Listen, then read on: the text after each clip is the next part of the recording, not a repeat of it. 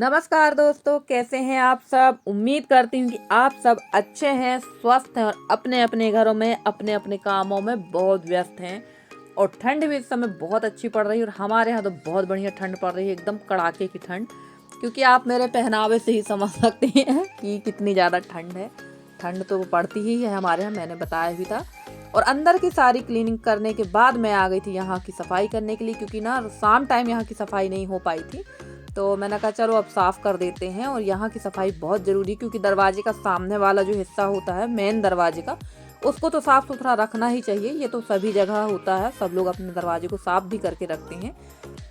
और ये काफ़ी सारा भूसा है, ये गिर चुका है, तो इसको डाल देंगे हम अपने पथनौरा पे। तो ये वहाँ जो कंडे बनाते हैं उसमें डस्टिंग के काम में आ जाता है। क्योंकि अगर कंडे के नीचे अगर डस्टिंग ना करो ना, ये धूल की कह रहे हैं, भूसा वगैरह की, तो कंडे नीचे से कीड़े ख़त्म कर देते हैं। इस तरह से यहाँ डाल देती हूँ। और धूप बहुत कम हो रही ना, तो कंडे भी बड़े मुश्किल से सूख पा रहे हैं। यहाँ के कंडे तो कुछ सूख गए हैं, बाकी अभी आधे कंडे नहीं सूखे हैं। लगभग 5 से 6 दिन लग रहा है सूखने में। ओस भी बहुत ज़्यादा गिर रही है इस टाइम पर हमारे यहाँ, और इस वजह से कंडे सूख नहीं पा रहे हैं। और लगभग अभी 1 महीने तो यही हाल रहेगा। जनवरी से कुछ धूप जब तेज होगी ना, तब थोड़े कंडे सूखेंगे। और ये छोटे छोटे टुकड़े थे कंडे के, उनको उठा के रख लेंगे। ये गुरसी में, मतलब अलाव में जलाने के काम आ जाएंगे। और छोटी छोटी चीज़ हो या बड़ी चीज़, किसी भी चीज़ को फेंकते नहीं हैं। मैं तो नहीं फेंकती हूँ, सारी चीज़ यूज़ में लेने की कोशिश करती हूँ। फिर भी यही होता है कि मेरे हाथ बहुत सारी चीज़ें वेस्टेज होती हैं, मुझे यही सुनने मिलता है। और ये चने जो रखे हुए थे कई दिनों से रखे हैं, तो इनको भर के रख देते हैं बोरी में, क्योंकि इनको भेजना है चक्की। तो अब देखो कौन लेके जाता है, क्योंकि हम लोग चक्की वगैरह नहीं जाते हैं। तो किसी न किसी के हाथ भिजवा के इसको दरवा लेंगे, और इसका काम भी करके रखना है। क्योंकि बहुत ज़्यादा यहाँ पर फैला हुआ है, तो धीरे धीरे सारी चीज़ें व्यवस्थित करना है। और ठंड में तो ये काम करना बड़ा कठिन सा लगता है। और प्रकृति के नियम के अनुसार, और भगवान ने भी कितनी अच्छी चीज़ें की हैं कि ठंड में सिर्फ खाना बनाओ, खाओ, बाकी कोई काम नहीं। और गर्मी में जब दिन बड़े होते हैं तो इतने सारे काम रहते हैं कि गर्मी में हम लोग को साल भर के काम, साल भर का स्टोरेज वगैरह सारी चीज़ें करके रखना पड़ती है। और ये थोड़ा सा मक्का था, मक्का मतलब भुट्टे के दाने थे मेरे पास, थोड़े से भुट्टे थे जो खाने के लिए लोगों ने दिए थे, वो खाए नहीं थे, तो वो सूख गए हैं।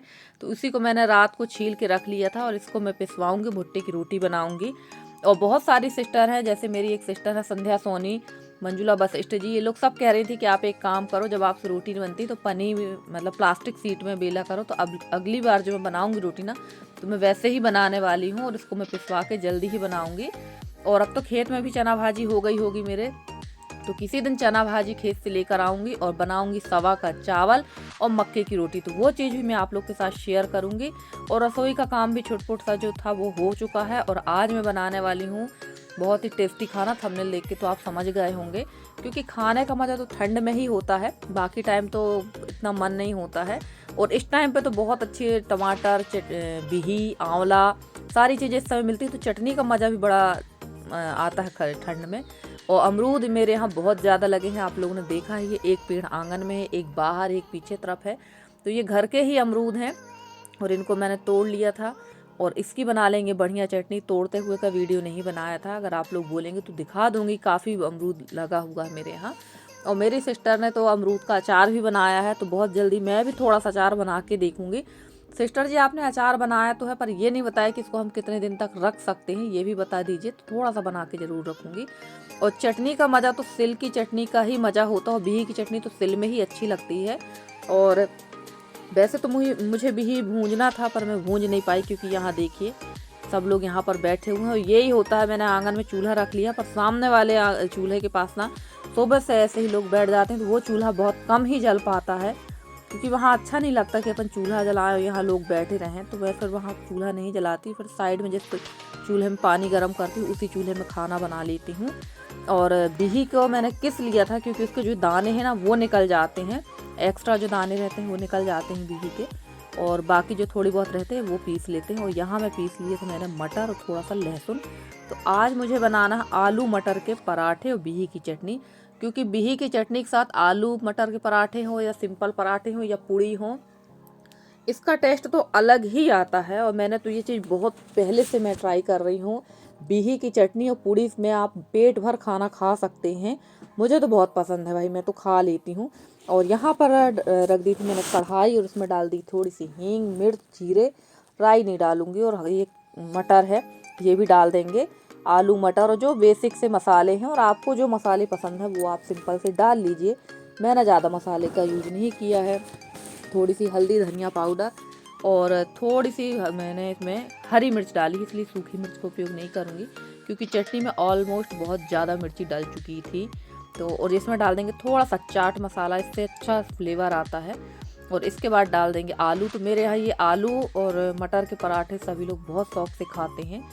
तो ये देखिए यहाँ मैं बना रही थी। पिछले बार भी मैंने जब आलू मटर के पराठे बनाए थे तो कक्का जी ने बहुत शौक से खाए थे। और जब भी कुछ बनाती हूँ तो मुझे कक्का जी की याद तो आ ही जाती है। ऐसा नहीं कि उनकी याद नहीं आती, क्योंकि वो इतने शौकीन थे खाने पीने में कि कोई भी चीज़ जब नई बनती ना तो बहुत शौक से खाते थे। और वो उसका टेस्ट बताते थे कि ये कैसा बना है बेटा, ये कैसा बना है। पर अब ठीक है, अब कोई तो कुछ कहने ही वाला नहीं है कि कैसा बना है, बस पेट भरना है, बस ये गए अब तो चलिए दे बना लेते हैं पराठे। और यहाँ पे ये पराठे थोड़ी मस्त टाइप के बनाऊंगी, बड़े बड़े पराठे जिसमें ये 2 खा लो, पेट भर जाए। 2 क्या, 2 भी नहीं खा पाए थे, एक ही पराठे में हालत ख़राब हो गई थी हम लोगों की।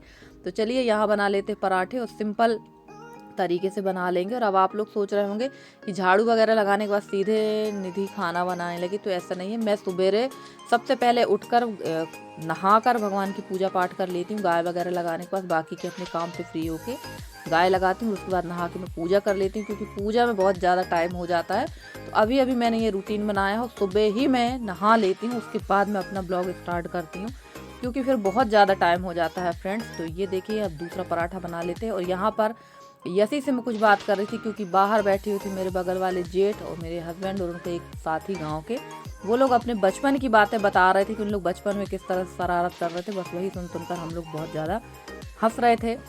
और फ्रेंड्स, आप लोगों को मेरे वीडियो कैसे लगते हैं? अगर आप लोग को मेरे वीडियो पसंद आते हैं तो प्लीज़ मेरे वीडियो को लाइक करें, शेयर करें, मेरे चैनल को सब्सक्राइब करके। जिस तरह से आप लोग अभी तक अपना सहयोग और स्नेह मुझे दे रहे हैं, इसी तरह से आप लोग अपना सहयोग और स्नेह मुझे देते रहिए, ताकि मैं इसी तरह से आप लोगों के लिए अच्छे अच्छे वीडियो लेकर आती रहूं और आप लोगों के सहयोग और स्नेह से मैं आगे बढ़ सकूं। और मेरी एक प्यारी सी सिस्टर है, कृति सिस्टर, वो कह रही थी आपकी फैमिली इतनी छोटी फिर भी आप इतने काम क्यों करते हो? तो सिस्टर, गांव देहातों में ना काम करने की ज़रूरत नहीं पड़ती, इतने काम रहते हैं ना कि ऑलरेडी आपको इतने काम मिल जाएंगे कि आपको काम ना चाहते हुए भी काम करना पड़ेगा। और काम तो करना ही पड़ता है, काम नहीं करेंगे तो क्या करेंगे बताइए? फिर दिन भर का टाइम पास कैसे होगा? हम लोग गांव की महिलाएं कहीं दिखती ही हैं, आप कहीं ऐसे विशेष आते जाते नहीं कि मंदिर जाना है तो आज यहाँ जाना, शादी में जाना तो ये फंक्शन में जाना। हमारे यहाँ गांव देहातों में अभी भी बहुत से क्षेत्रों में ये प्रचलन नहीं है। और शहर की महिलाएं तो काफ़ी ज़्यादा टाइम पास कर लेती हैं, कहीं किसी मंडली से जुड़ जाती हैं, तो कहीं किटी पार्टी, और तो कहीं चल दिए घूमने के लिए चौपाटी। हम लोग के यहाँ ये सब नहीं होता है अभी भी। हम लोगों को ज़्यादातर घर पे ही रहना पड़ता है, तो काम ही हम लोगों के लिए ज़रूरी रहता है। कुछ ना कुछ से टाइम पास के साथ साथ काम भी है हमारे यहाँ इतने, तो करना ही पड़ता है। और ये देखिए आज मैंने कर दी है यहाँ की लिपाई। और मेरी सिस्टर है सीमा से सत्यम, वो बोल रही थी इस चूल्हे को आप चूने से क्यों नहीं पोतती हैं? तो मैंने इसके पहले इस चूल्हे को ना चूने से ही पोता था, अभी मैंने इसको गोबर से पोत दिया है, क्योंकि इसमें जलता है, पानी गर्म होने के लिए जलाते हैं ना तो काफ़ी काला हो जाता है, इसलिए इसको मैंने गोबर से ही पोत दिया था। और वैसे ही चूल्हा ख़राब हो चुका है, ये ठंड का काम निकल जाए फिर यहाँ दूसरा चूल्हा बनाना ही पड़ेगा पानी वगैरह गर्म करने के लिए। और यहाँ की लिपाई करते समय तो हालत ख़राब हो गई, क्योंकि मैंने बताया था कि यहाँ की जगह बहुत उबड़ खाबड़ है, तो हाथ बहुत ज़्यादा छिल गए थे। तो चलिए यहाँ की लिपाई करने के बाद तो ये काफ़ी अच्छा लग रहा था देखने में। धूल भी काफ़ी कम उड़ रही है, पर यहाँ से गाय वगैरह सब आती जाती है ना, थोड़ा दिक्कत परेशानी होती है। तो चलिए फ्रेंड्स, मिलते हैं अगली वीडियो में, तब तक के लिए बाय बाय।